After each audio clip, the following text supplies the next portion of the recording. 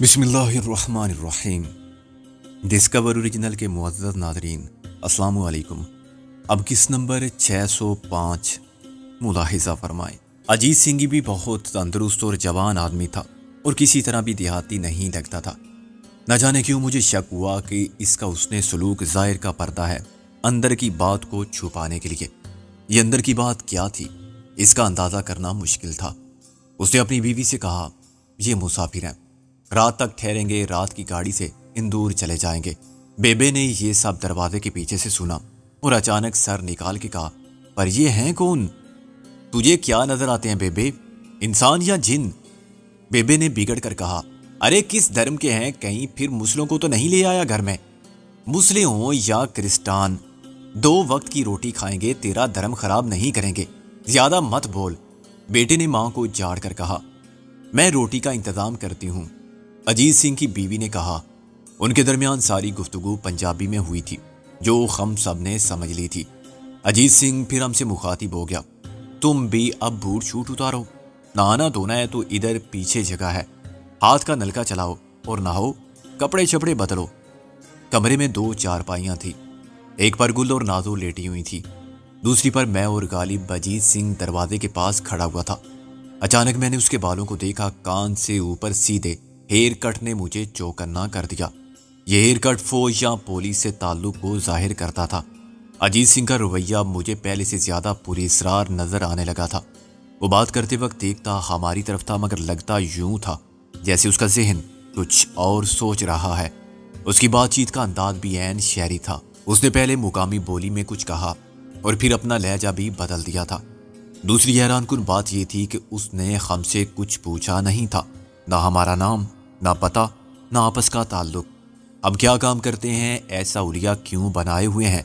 سب سے اہم سوال بھی اس نے نظر انداز کر دیا تھا کہ ہم شکاری ہیں تو ہمارے ہاتھ میں بندوق کیوں نہیں؟ اور ہم ناگپور سے چل کے راستہ بھول گئے تھے تو واپس ناگپور کیوں نہیں جاتے؟ اندور کیوں جانا چاہتے ہیں؟ جب گل اور نازو غسل کرنے گئی ہوئی تھی تو میں نے چارپائی پر لیٹے لیٹے کہا، اجیت سنگھ تم کیا کرتے ہو؟ وہی جو باپ دادا کرتے آئے ہیں، اس نے گول مول جواب دیا۔ کھیتی باڑی تو نہیں کرتے تم؟ غالب نے کہا۔ وہ چونکا، یہ آپ کو کیسے پتا چلا؟ تمہارے لہجے سے، تمہاری باتوں سے اور تمہارے بالوں سے۔ میں نے کہا، کیا تم فوج میں ہو؟ اس نے چند سیکنڈ کی خاموشی کے بعد اقرار میں سر ہلا دیا۔ ٹھیک پہچانا تم نے، میں فوجی ہوں، آج کل چھٹی پر ہوں۔ چھٹیوں میں بیل گاڑی چلاتے ہو؟ میں نے مذاق میں کہا، اپنی ضرورت کے لیے نہیں چلاتا، دوسروں کو ضرورت پڑے تو انکار نہیں کر سکتا۔ وہ بولا، جب تمہاری چھٹی ختم ہو جائے گی تو بیل گاڑی کون چلائے گا؟ بیل کیا کریں گے؟ بیل آرام کریں گے یا ہل چلائیں گے، گاڑی کھڑی رہے گی، بی بی یا بیبے کو کہیں آنا جانا ہوگا تو کام آئے گی۔ وہ بولا، کون لے جائے گا انہیں؟ بہت لوگ ہیں، چاچے مامے، ان کے پتر، وہی ہماری زمین پر بھی ہل چلاتے ہیں۔ ماں بیوہ ہے، اس کو ساری فصل مل جاتی ہے، مزارے ہوں تو حصہ مانگے۔ وہ بولا، تم نے ابھی تک ہمارے بارے میں کچھ نہیں پوچھا، نہ نام نہ مذہب، کیا ہمارا صرف انسان ہونا کافی ہے؟ مذہب سے مجھے فرق نہیں پڑتا، تم غلط بھی بتا دیتے اگر ماں پوچھتی۔ وہ بولا، وہ غیر سکھ کو گھر میں برداشت نہیں کرتی۔ میں نے اچانک پنجابی میں کہا، سکھ تو نہیں ہیں ہم اور کرسٹان بھی نہیں ہے۔ وہ پھر چونکا، تم نے ساری بات سن کے سمجھ لی تھی؟ ہاں، تم شاید جلندر امرتسر کے ہو۔ میں نے کہا، اور تم لاہور کے؟ وہ بولا، میرے اور اس کے اندازے کی بنیاد وہ فرق تھا جو لاہور اور جالندھر والے امرتسر کے پنجابی الفاظ اور لب و لہجے میں ہے۔ درمیانی فاصلہ صرف 30-35 میل ہونے کے باوجود مقامی لوگ اس فرق کو نوٹ کر لیتے ہیں۔ گل اور نازو نہا کے آئیں تو میں اور غالب انہیں دیکھ کر دم بخود رہ گئے۔ وہ پھولدار ریشمی قمیص اور میچ کرتی ہوئی شلواریں پہن کے پھر اپنے اصل انداز حسن میں نمودار ہوئی تھی۔ دھل کے ان کے رنگ اور روپ میں پرانی تابندگی آ گئی تھی۔ صاف ظاہر تھا کہ انہوں نے یہ کپڑے اجیت سنگھ کی بیوی سے لیے تھے، لیکن مجھے یہ بات پوچھنے کا موقع ہی نہیں ملا۔ اجیت سنگھ ہمارے سر پر سوار تھا۔ چلو اب خیر سے تم بھی نہا دھو کے آ جاؤ تو روٹی شوٹی کھائیں۔ میں نے اور غالب نے فل بوٹ پہلے ہی اتار دیے تھے اور مسلسل سفر میں جکڑے رہنے والے پاؤں آزاد ہو کے بڑی راحت محسوس کر رہے تھے۔ سردی کے موسم میں ٹھنڈے پانی سے نہا کے گل اور نازو کانپ رہی تھی، مگر نہانا ضروری تھا۔ مجھے اندازہ تھا کہ ہینڈ پمپ کا پانی خوشگوار حد تک گرم ہوگا۔ اجیت سنگھ نے گل سے کہا، لحاف کھول کے آرام سے بیٹھو، سردی دور ہو جائے گی۔ تھوڑی سی جھجک کے ساتھ گل اور نازو نے ایک ہی لحاف میں پناہ لے لی اور گیلے بالوں کو تولیے سے رگڑ کر خشک کرنے لگیں۔ میں نے دل میں ایک انجانی سی بے چینی محسوس کی۔ گاؤں کی اس گھر میں ہمارے ساتھ برتے جانے والے تکلفات اس درجہ شہری تھے کہ مصنوعی لگتے تھے۔ اس سے پہلے بھی ہم نے دیہات کے گھروں میں قیام کیا تھا، مگر وہاں کسی نے ہمارے لیے ہماری ضرورت کے مطابق انتظام نہیں کیا تھا، بلکہ جو کچھ تھا وہ حاضر کر دیا تھا۔ اصل چیز ان کا جذبہ تھا جو میزبان بنے تھے، جو سادگی خلوص کا مظہر تھا۔ یا سادگی مفقود تھی تو کہیں خلوص بھی نظر نہیں آ رہا تھا۔ میں نے اور غالب نے غسل کرتے ہوئے امداد باہمی کے فارمولے پر عمل کیا۔ پہلے میں ہینڈ پمپ چلاتا رہا اور وہ اس کے سامنے گرنے والی موٹی دار کے نیچے بیٹھا جسم کو لال صابن سے دھو کے سارے میل کو بہاتا رہا۔ پھر میری باری آئی۔ میں نے موقع پاتی اپنے خدشات کا اظہار کر دیا۔ مرزا، یہ آدمی کچھ پراسرار ہے، پراسرار اور خطرناک۔ غالب نے سردی سے بتی سی بجاتے ہوئے کہا، باہر سے کچھ اور نظر آتا ہے جبکہ اندر کا آدمی گھات میں ہے۔ تم نے تو میرے دل کی بات کہہ دی۔ کوزے کو دریا میں بند کر دیا۔ میں نے نہاتے ہوئے کہا، ذرا توجہ سے ہینڈل چلائیے، بندہ نہا رہا ہے، آپ کا بوس سسر نہیں۔ اس نے کہا، جسم کو گرم کرنے کے لیے اچھی ورزش ہے، اور زیادہ قوت ایمانی کے ساتھ پمپ چلانے لگا۔ میری اس پر نظر ہے اپنے مرزا صاحب۔ میں نے کہا، کس پر؟ مانا کہ کرپان نہیں ہے اس کے پاس، مگر سیکھنی پر نظر ہے تمہاری تو لا حول ولا قوت الا باللہ۔ میں اجیت سنگھ کی بات کر رہا تھا۔ میں بھی غافل نہیں ہوں۔ حیرت کی بات ہے اس نے تمہارے کہنے پر بھی نام نہیں پوچھے۔ بات گول مول کر گیا۔ غالب نے کہا، وہ اتنا بڑا فلسفی تو ہو نہیں سکتا کہ کہے نام میں کیا رکھا ہے۔ اس کے رویے سے ایک منطقی نتیجہ اخذ کیا جا سکتا ہے۔ وہ کیا؟ تھینک یو، میں نہا چکا۔ آپ بلا وجہ پانی بہا رہے ہیں۔ میں نے کہا، وہ ہمارے نام پہلے سے جانتا ہے۔ غالب نے کہا، میرے جسم پر کپ کپی طاری ہو گئی۔ واقعی یہ ہو سکتا ہے مرزا، بڑا وزن ہے تمہاری بات میں۔ تو پھر اب کیا کریں؟ کھا پی کے ڈکار لیں اور لمبی تان کے سو جائیں۔ غالب نے کہا، دہی لنچ، مکھن، دیسی گھی، گڑ، لسی اس کا لازمی جز ہوں گے۔ سو کے اٹھے تو تھانے چلے جائیں۔ میں نے کہا، خوب، سردی میں آپ کی عقل منجمد ہو رہی ہے۔ میرا مطلب تھا کہ ہم اپنے شگوک کو ظاہر نہ ہونے دیں، خود کو بدستور احمق اور خوش فہمی کا شکار ثابت کرتے رہیں۔ یہ پتہ نہ چلے کہ ہم محتاط ہو گئے ہیں اور اپنے دفاع کی طرف سے فکر مند ہے۔ سوتے وقت ایک آنکھ کھلی رکھیں۔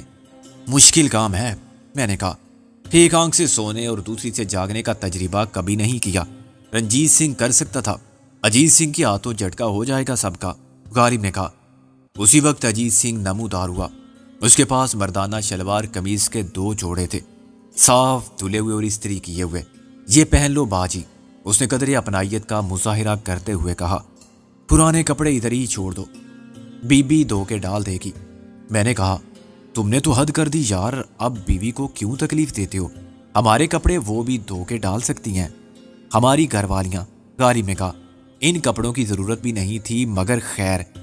خلاف تو کو کھانے کا مینیو وہ نہیں دیا جو غالب نے بتا دیا تھا۔ ہمارے سامنے گندم کی روٹی، آلو کی بھجیا اور دہی رکھا گیا اور بعد میں چائے سرو کی گئی۔ کسی غیرت کا اظہار کیے بغیر ہم نے ڈٹ کر کھایا اور اس کی مہمان نوازی کے ممنون ہوتے رہے۔ اس کی بیوی کچھ بجھی نظر آئی۔ وہ خاصی انسوڑ اور بے باک عورت تھی۔ غالباً اسے اجیت سنگھ نے شٹ اپ کر دیا تھا۔ میزبان کی خواہش پر ہم نے فوراً سونے پر بھی رضامندی ظاہر کی۔ ایک چارپائی پر گل اور نازو تو فوراً سو گئیں۔ میں نے اور غالب نے دروازے کے بند ہو جانے کے بعد اندھیرے میں کانا پھوسی جاری رکھی۔ ہم لیٹے لیٹے کچھ نہیں کر سکتے۔ غالب نے کہا، تو پھر کیا کریں؟ اٹھیں اور ڈز گولیاں چلاتے ہوئے نکل جائیں؟ جب تک اجیت سنگھ کچھ نہ کرے اسے کچھ نہیں کرنا ہوگا سوائے پولیس کو بلانے کے۔ غالب نے کہا، اور میرا خیال ہے وہ جا چکا ہے۔ اس کا خیال فوراً غلط ثابت ہو گیا۔ دروازہ آہستہ سے ہلا۔ میں نے روشنی کی لکیر کو چوڑا ہوتے محسوس کیا۔ کمرے میں اجالا بڑھ گیا۔ میں نے ایک آنکھ کو تھوڑا سا کھول کر دیکھا، اجیت سنگھ اندر آ چکا تھا اور اس نے دروازہ پھر بند کر دیا تھا۔ دروازے نے چوں تک نہیں کی تھی۔ وہ غور سے یہ دیکھ رہا تھا کہ ہم سو چکے ہیں یا نہیں۔ ہم نے ہلکی سی ایسی آوازیں نکالیں جو بعض لوگ سوتے میں نکالتے ہیں۔ اجیت سنگھ آگے بڑھا اس کے ہاتھ میں ایک لمبا خمدار چمکیلا چھرا تھا۔ کرپان، مجھے خیال آیا، جو شاید اس کے باپ کی ہوگی لیکن آج بھی ہماری گردنوں کو گاجر مولی کی طرح کاٹ سکتی تھی۔ وہ دبے پاؤں بیگ کی طرف بڑھا۔ دونوں بیگ چارپائی کے نیچے کھسکا دیے گئے تھے جس پر میں اور غالب دراز تھے۔ وہ مجھ سے چند انچ کے فاصلے پر گھٹنوں کے بل بیٹھا اور بیگ کھینچنے لگا۔ میں نے انتظار کیا اور اس نے جیسے ہی بیگ اٹھانے کا ارادہ کیا تو میں نے اسے یوں دبوچا کہ وہ حلق سے آواز تک نہ نکال سکا۔ غالب میرے ساتھ ہی چھلانگ مار کے اٹھا۔ اس نے اجیت سنگھ کی کرپان چھین لی اور اسے ہوا میں لہرایا۔ میں نے کہا، دیکھ کے وار کرنا، میرا ہاتھ نہ کٹ جائے گردن کے ساتھ ہی۔ غالب نے کہا، فکر مت کرو، میرا ہاتھ بہت صاف ہے اور کرپان بھی واہ واہ ہے۔ اجیت کی آنکھوں میں دہشت پھیل گئی تھی۔ غالب نے کرپان اٹھائی اور وار کیا، مگر عین اس وقت جب کرپان اس کی گردن کو چھونے والی تھی غالب نے اپنا ہاتھ روک لیا۔ یار، خون بہے گا، کپڑے الگ خراب ہوں گے۔ میں نے سر ہلایا۔ ٹھیک ہے، ایسے ہی ٹھنڈا کر دیتا ہوں میں گردن توڑ کے۔ میزبان کچھ کہنا چاہتا ہے، شاید اس کی کوئی آخری خواہش ہو، غالب نے کہا۔ اجیت نے نفی میں سر ہلانے کی کوشش کی۔ اسے بخوبی اندازہ ہو گیا تھا کہ میری گرفت کسی عام آدمی کی گرفت نہیں ہے۔ وہ خود اچھا خاصا تندرست جوان تھا، مگر میں نے اسے یوں دبا لیا تھا کہ وہ سانس لینے کے سوا کوئی حرکت کرنے سے قاصر تھا۔ ہمیں اندازہ ہو چکا ہے تمہارے ارادے کا، اور یہ بھی معلوم ہو گیا ہے کہ تم بہت چالاک ہو۔ تم پہچان چکے تھے ہمیں اور اب تک انجان بنے رہنے کی اداکاری کر رہے تھے۔ تم یا تو فائدہ اٹھانا چاہتے ہو یا اپنا فرض ادا کرنے کی سوچ رہے ہو۔ دونوں صورتوں میں نقصان تمہارا ہوگا۔ ہم کسی کے ہاتھ آنے والے لوگ نہیں ہیں۔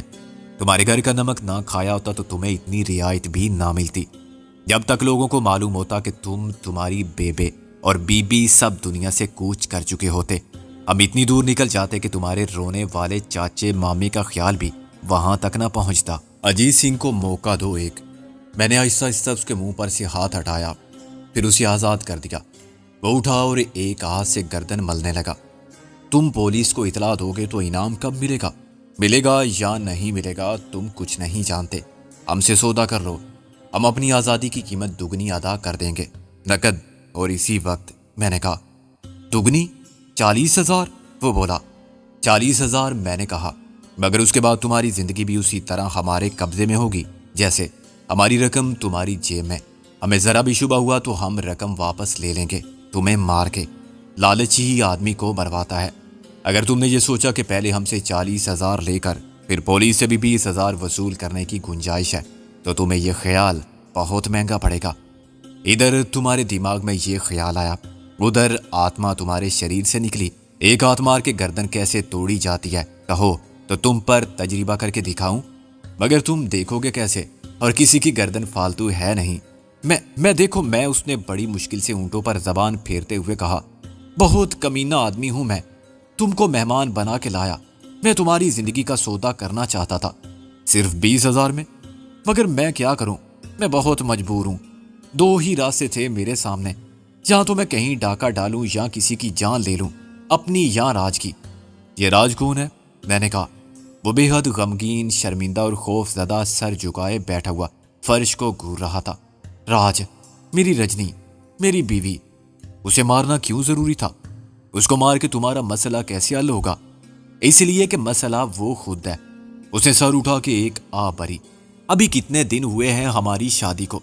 رجنی برہمن ہے ذات کی۔ برہمن؟ اور تم سکھ؟ ہاں ماں ٹھیک ہی تو کہتی ہے، ناستک ہوں میں۔ میں نے ایک لڑکی کے لیے باپ دادا کا دھرم چھوڑ دیا۔ شادی سے پہلے میں ایسا نہیں تھا، میں پورا سکھ تھا۔ یہ کرپان میری ہے۔ امبالہ میں ڈیوٹی تھی جب رجنی ملی تھی مجھے، اور بس پھر جو ہونا تھا وہی ہوا۔ نہ دھرم اسے روک سکا نہ مجھے۔ اس کے باپ نے ضرور خودکشی کر لی ہوگی۔ خالص برہمن باپ تھا۔ کر لی ہوگی کیا مطلب؟ تمہیں معلوم نہیں؟ اس نے نفی میں سر ہلایا۔ رجنی مجھے بنارس میں ملی تھی، وہ کمب کے میلے میں آئی تھی۔ میں ایسے ہی گیا تھا، کاشی اور متھرا دیکھنے کا شوق تھا۔ آگرہ اور فتح پور سیکری بھی گیا تھا۔ 1 مہینے کی چھٹی جو ہر سال ملتی ہے میں ایسے ہی گزارتا تھا۔ میں اور رجنی کاشی سے بھاگے۔ باپ اس کی شادی 60 سال کے کسی برہمن سے کرنا چاہتا تھا۔ وہ طے کیے بیٹھی تھی کہ گنگا میں ڈوب کے مر جائے گی۔ بس بھگوان نے یا واحے گرو نے مجھے بھیج دیا۔ میں امبالہ چھاونی سے آیا تھا، لوٹ کر وہاں بھی نہیں گیا۔ اب میں بگوڑا ہوں، مجھے ڈر تھا کہ میں پکڑا جاؤں گا۔ رجنی کا باپ تلاش کر لے گا مجھے، حالانکہ یہ ناممکن تھا۔ اس نے مجھے دیکھا ضرور تھا، میرا نام بھی معلوم تھا اسے، مگر اس سے زیادہ وہ کچھ نہیں جانتا تھا۔ صرف نام سے کسی کو سارے بھارت میں کون تلاش کر سکتا ہے؟ مگر رجنی مجھ سے زیادہ ڈری ہوئی تھی، پھر میں کیا کرتا؟ میں اسے ادھر ادھر لے کر پھرا، ملٹری پولیس مجھے تلاش کرتی ہوئی یہاں بھی آئی۔ یہاں کسی کو معلوم ہی نہیں تھا کہ میں کہاں ہوں۔ وہ واپس چلے گئے۔ 1 مہینے بعد میں آیا رجنی کے ساتھ۔ ماں سے جھوٹ بولا کہ چھٹی لے کر آیا ہوں۔ اس نے کہا کہ جھوٹ مت بول، تجھے تو ملٹری والے پوچھتے پھر رہے ہیں۔ میں نے کہہ دیا کہ وہ تو پرانی بات ہے، میں پہنچ گیا تھا ڈیوٹی پر، اب 2 مہینے کی چھٹی ملی ہے۔ چاچے بہت ہوشیار ہیں، وہ تاڑ گئے تھے کہ یہ سب جھوٹ ہے۔ میں نے انہیں سچ بتا دیا تھا، ماما ایک ہے مگر وہ بے وقوف ہے۔ رجنی کے کہنے پر میں نے ماں سے دوسرا جھوٹ یہ بولا کہ وہ سکھ ہے، سردار چرن سنگھ کی بیٹی، مگر یہ جھوٹ بھی کچھ دن میں کھل گیا۔ رجنی کو ہمارے دھرم رواج کا کچھ پتہ ہی نہ تھا۔ ماں نے بہت شور کیا۔ ظاہر ہے اس کی نظر میں مجرم اس کا بیٹا نہیں، یہ عورت تھی جس نے اسے باپ دادا کے دھرم سے دور کر دیا۔ ماں کی مجبوری یہ ہے کہ اس کا میں ایک ہی بیٹا ہوں۔ باپ نے جب نکال دیا تھا تو اس نے ہی مجھے واپس بلا لیا تھا۔ میرے واپس آنے کے چند دن بعد باپ مر گیا، اچھا ہوا، ورنہ بعد میں وہ بھی وہی کرتا جو رجنی کے پتا نے کیا ہوگا۔ اب دیکھو تقدیر کیا چیز ہے، مجھے کہاں سے کہاں پہنچا دیا۔ رجنی کو کمب کے میلے سے ایک سکھ کے گھر میں لے آئی، اور جب یہ سارا تماشا ہو گیا میں اور رجنی اپنی خوش قسمتی پر ناز کرنے لگے، مستقبل کی باتیں کرنے لگے، آنے والے بچے کا استقبال کرنے، اس کی زندگی کے خواب دیکھنے لگے۔ میں نے کچا مکان گرا کے پکا مکان بنوانے میں اپنی ساری جمع پونجی لگا دی، تو اچانک ایک دن رجنی کی طبیعت خراب ہو گئی۔ گاؤں کے وید حکیم کچھ نہ بتا سکے، میں اسے اندور لے گیا اور وہاں میری دنیا برباد ہو گئی۔ تقدیر نے مجھے سب کچھ دے کر میرا سب کچھ چھین لیا تھا۔ مجھے پتا چلا کہ رجنی زیادہ سے زیادہ 6 مہینے جیے گی، 4 مہینے بعد اسے ماں بننا تھا۔ وہ مجھے اپنی نشانی دے کر چلی جائے گی، کیا پتا اس سے پہلے ہی۔ وہ پھوٹ پھوٹ کر رونے لگا۔ جوان آدمی یوں روتا ہے تو یقین آتا ہے کہ ناحق غم مجبوریوں پہ یہ تہمت ہے مختاری کی۔ سارا کھیل تقدیر رچاتی ہے، انسان تو بس کھلونا ہے۔ میں نے کہا کیا یہ سب اس نے نفی میں ساری لایا؟ کبھی نہیں۔ وہ خوش ہے کہ یہ سب تخلیق کے عمل میں شامل ہے۔ اس کا دکھ اور عذاب بھی ماں بننے کی جد و جہد کا حصہ ہے، مگر کب تک؟ آخرکار اسے پتا تو چل ہی جائے گا۔ اس نے عورتوں کو ماں بنتے دیکھا ہوگا، مرتے بھی دیکھا ہوگا۔ غالب نے کہا اس کا علاج کوئی نہیں ہے؟ سنا ہے باہر ہوتا ہے، 1 لاکھ ہوں تو اس کی جان بچ جائے گی۔ وہ بولا 40-50 میں یہ سب بیچ سکتا ہوں میں، اپنی زمین، یہ مکان اور بیل، لیکن ماں ایسا کہاں ہونے دے گی۔ وہ خود اپنے بھائی کے گھر میں بھی رہ سکتی ہے، مگر اس صورت کی خاطر دھرم کے بعد باپ دادا کی ہر نشانی بک جائے، بیٹا اپنی زندگی تباہ کر لے، یہ ناممکن ہے۔ وہ تو چاہے گی کہ رجنی کل کی مرتی آج مر جائے۔ 40-50 میں کچھ ہوتا تو میں ماں کی پرواہ نہ کرتا، رجنی کو بچا لیتا، مگر 1 لاکھ کرنا تو مشکل تھا، ناممکن تھا میرے لیے۔ چاچا یا ماما بھی اس معاملے میں میری مدد نہ کرتے، اس لیے تم ہماری زندگی بیچ رہے تھے۔ ہاں، پہلے میں پہچانا نہیں تھا تمہیں، پھر تم نے ناگپور کا ذکر کیا، تمہاری بات مجھے جھوٹ لگی۔ تم شکاری نہیں تھے، شکاری ایسے خالی ہاتھ 2 عورتوں کے ساتھ بھٹکتے نہیں پھرتے، اور اس سولیے میں نہیں ہوتے۔ ناگپور سے چل کے کوئی یہاں تک بھٹکتا ہوا کیسے آ سکتا ہے؟ اور آج آئے تو وہ آگے اندور جانے کی بات کیوں کرے گا؟ پھر مجھے یاد آ گیا، میں نے تمہاری تصویریں دیکھی تھی، اخبار میں بھی پڑھا تھا، مجھے یوں لگا جیسے میری لاٹری نکل آئی ہے۔ بے رحم قسمت مجھ پر دوبارہ مہربان ہو گئی ہے۔ 20,000 اور ہو جاتے تو میں 1 لاکھ کے قریب پہنچ جاتا۔ باقی کے لیے میں نے چوری کرنے کا فیصلہ کر لیا تھا، اپنے ہی گھر میں۔ میں چاچے اور مامے کے گھر سے ان کی بیویوں کے زیور اور اپنی ماں کا سب زیور اکٹھا کر لیتا اور بھاگ جاتا۔ بعد میں جو ہوتا میری بلا سے، میں لوٹ کر واپس ہی نہ آتا اگر میں اپنی رجنی کو بچا لیتا۔ بیگ میں کیا تھا تمہارے خیال میں؟ میرا خیال تھا کچھ رقم ہوگی، وہ میں قبضے میں کر لوں گا، کچھ اسلحہ ہوگا، اسے بھی بعد میں بیچ دوں گا۔ خاموشی کا ایک طویل وقفہ آیا۔ گل نازو گہری نیند میں تھی، چنانچہ انہوں نے کچھ بھی نہیں سنا تھا۔ میں نے کہا اجیت سنگھ، تم ہمیں خاموشی سے نکال دو، اب ہم نے اپنا ارادہ بدل دیا ہے، ہم ٹرین سے نہیں جائیں گے۔ آج رات دریا پار کرنے کی کوئی صورت ہے؟ رات کو پوری موٹر بوٹ لینی پڑے گی، اور کرایہ بھی دگنا ہوگا۔ وہ بولا، کتنا کرایہ ہوگا؟ 500، شاید کوئی 400 میں مان جائے۔ ٹھیک ہے، تم ہمارے ساتھ دریا تک جاؤ گے، موٹر بوٹ میں روانہ ہونے سے پہلے ہم تمہیں 40,000 دیں گے۔ وہاں جا کے تم مکر گئے تو تمہارا کیا بھروسہ، تم مجھے مار ڈالو۔ اجیت نے کہا، بھروسہ تو کرنا ہی پڑے گا تمہیں، رجنی کے لیے۔ رجنی کے لیے؟ اس نے دہرایا۔ اچھا میں چلوں گا، تم اب گھر سے باہر نہیں جاؤ گے، نہ اپنی بیوی کو اور ماں کو جانے دو گے، تم سب کو ہماری نظروں کے سامنے رہنا ہوگا۔ میں نے کہا، اگر تم نے ہمیں پہچان لیا ہے، غالب نے کہا، تو تمہیں یہ بھی جان لینا چاہیے کہ ہمارے ساتھ دغا بازی کا انجام عبرت ناک ہوتا ہے، اور کوئی ہماری راہ میں خائل ہو کہ ہمارا راستہ نہیں روک سکتا۔ ہمیں دشمنوں کی لاشوں پر سے گزر جانے کی عادت ہو گئی ہے، دشمن ایک ہو یا 10 ہو، اس سے ہمیں فرق نہیں پڑتا۔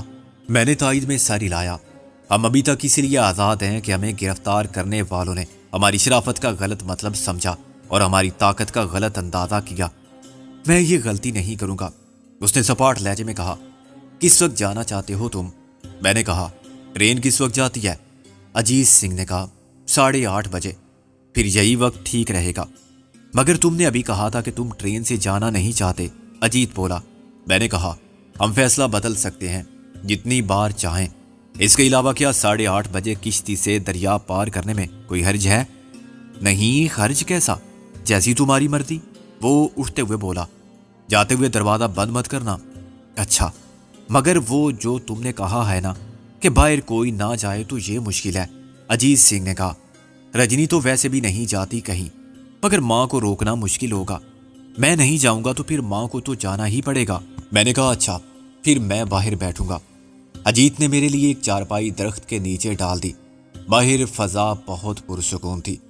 دوپہر کی دھوپ میں نیلا آسمان روشن نظر آتا تھا اور ہوا میں بڑی راحت بخش حدت شامل ہو گئی تھی۔ میرے لیے لیٹ کر آنکھیں کھلی رکھنا مشکل ہو گیا تھا۔ میرا خیال تھا کہ شام تک غالب کو سونے کا موقع دوں گا اور پھر خود سو جاؤں گا، مگر ہوا یہ کہ میری آنکھ لگ گئی اور میں اس وقت جاگا جب رات کا اندھیرا پھیل چکا تھا۔ اجیت سنگھ نے مجھے اٹھایا۔ رات کو پیڑ کے نیچے نہیں سونا چاہیے۔ میں ہڑبڑا کے اٹھا۔ مجھے شدت سے اپنی کوتاہی کا احساس ہوا۔ شاید پہلی بار ایسا ہوا تھا کہ ہم سب سو گئے تھے۔ غلطی 100% میری تھی۔ باقی سب نے مجھ پر بھروسہ کیا تھا کہ میں جاگ رہا ہوں۔ اگر اس غفلت سے فائدہ اٹھاتے ہوئے اجیت سنگھ کچھ کرنا چاہتا تو اسے روکنے والا کوئی نہ تھا۔ وہ سب نقد رقم لے سکتا تھا اور اسلحے پر قبضہ کر کے کسی پریشانی کے بغیر ہمیں پولیس کے حوالے کر سکتا تھا۔ اگر آنکھ کھلنے پر ہمیں معلوم ہوتا کہ ہر طرف سے پولیس کی رائفلوں کا رخ ہماری طرف ہے اور ہم اب جان دے کر بھی گرفتاری سے نہیں بچ سکتے، یہ سوچ کر ہی میرے وجود میں سرد لہر دوڑ گئی۔ اجیت نے مسکرا کر کہا، اطمینان رکھو، کچھ نہیں کیا میں اپنے وعدے پر قائم ہوں۔ میں نے سکون کی گہری سانس لی اور خدا کا شکر ادا کیا کہ میری اس مجرمانہ کوتاہی سے ناقابل تلافی نقصان نہیں ہوا۔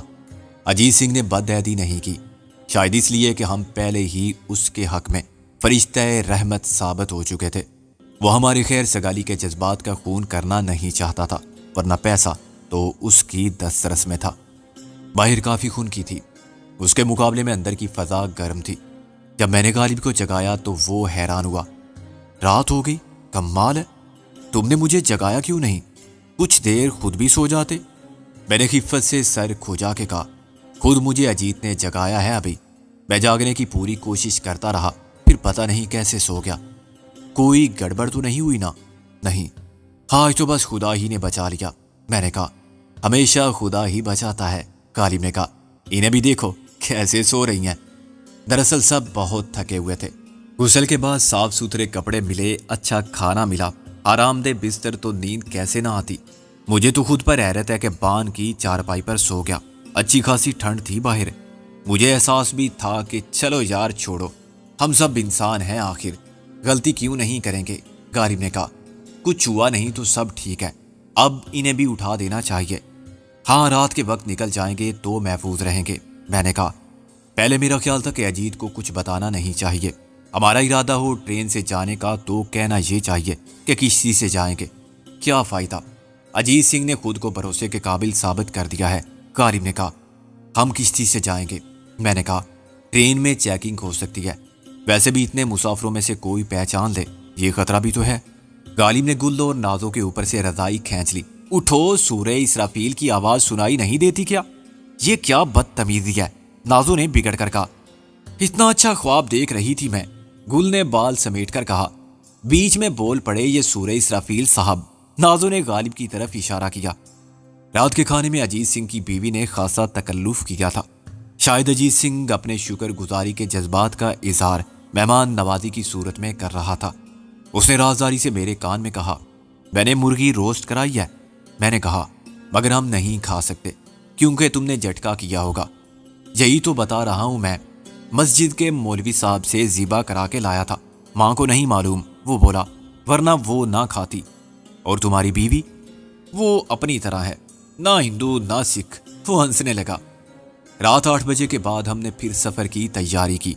اجیت کی ماں اس وقت سو چکی تھی۔ گاؤں میں سب ہی اس وقت سو جانے کے عادی تھے۔ ہماری اصرار کے باوجود اجیت سنگھ ان کپڑوں کی قیمت لینے پر راضی نہیں ہوا جو ہم نے پہن رکھے تھے۔ رجنی کو دیکھ کر مجھے دکھ ہوا۔ اسے بالکل علم نہ تھا کہ تھوڑی سی خوشی کے بعد قدرت اسے کتنی بڑی سزا دینے کا فیصلہ کر چکی ہے۔ اس زندگی کی توانائی سے بھرپور، خوبصورت اور محبت کرنے والی عورت کو دیکھ کر موت کا خیال آ ہی نہیں سکتا تھا۔ مجھے ایک لمحے کے لیے یہ خیال ضرور آیا کہ کہیں اجیت سنگھ کی کہانی جھوٹی تو نہیں تھی اور اس نے ہمدردی حاصل کرنے کا ڈرامہ تو نہیں رچایا تھا۔ پھر میں نے اس خیال کو ذہن سے جھٹک دیا۔ اول تو وہ اداکاری نہیں تھی، اس کے آنسو سچے تھے۔ پھر 40,000 کی اعتماد کے مقابلے میں کوئی حیثیت نہ تھی جس کا مظاہرہ اجیت سنگھ نے کیا تھا۔ اگر ہم نے اس سے وعدہ کیا تھا کہ رجنی کی زندگی کو بچانے کے لیے ہم اسے تعاون کے طور پر 40,000 دیں گے، تو اس نے بھی ہمیں ہماری زندگی بخش دی تھی۔ یہ 40,000 اگر البرٹ اور اس کے ساتھ سفر کرنے والوں کے پاس ہوتے تو وہ اس کی شراب پی جاتے۔ اب وہی رقم ایک زندگی کو بچانے کی کوشش کا حصہ بنے گی۔ یہ احساس بھی ہمارے لیے باعث طمانینت تھا۔ بیل گاڑی روانہ ہوئی تو گلیوں میں پھرنے والے کتے کچھ دور اس کے ساتھ بھونکتے ہوئے آئے۔ اجیت سنگھ نے انہیں دھتکار کر بھگا دیا۔ ہم دن بھر روپوش رہے تھے اور آرام بھی کر چکے تھے۔ مجھے یقین آنے لگا تھا کہ ہمارا تعاقب کرنے والے مایوس ہو کے بیٹھ گئے ہوں گے اور آج رات کے سفر میں ہمارے لیے خطرہ بہت کم ہوگا۔ اجیت سنگھ نے کہا، اب کیا خیال ہے؟ میں نے کہا، دریا پر چلو، ہم کشتی سے جائیں گے، لیکن کوئی پوچھے تو یہ مت بتانا، کہنا اسٹیشن جا رہا ہوں۔ غالب نے کہا، اگر کسی نے پوچھا کسے چھوڑنے جا رہے ہو؟ میں بتا دوں گا کہ مہمان ہیں۔ اجیت سنگھ نے کہا، ایسا نہ ہو کہ ہماری وجہ سے بعد میں تم پر مصیبت آ جائے۔ کون مہمان تھے، کہاں سے آئے تھے، ان سب سوالات کا جواب سوچ سمجھ کے دینا۔ میں نے کہا، آپ میری فکر مت کرو، اجیت سنگھ نے کہا اور بیلوں کو ہانکنے لگا۔ اندھیرے میں کچے راستے پر ہچکولے کھاتی بیل گاڑی کسی نامعلوم سمت میں رواں تھی۔ ہم اجیت سنگھ پر یقین کیے بیٹھے رہے کہ وہ ہمیں اس منزل تک پہنچا دے گا جہاں سے اگلی منزل کا سفر شروع ہوگا۔ آخرکار بیل گاڑی دریا کے کنارے پہنچ گئی۔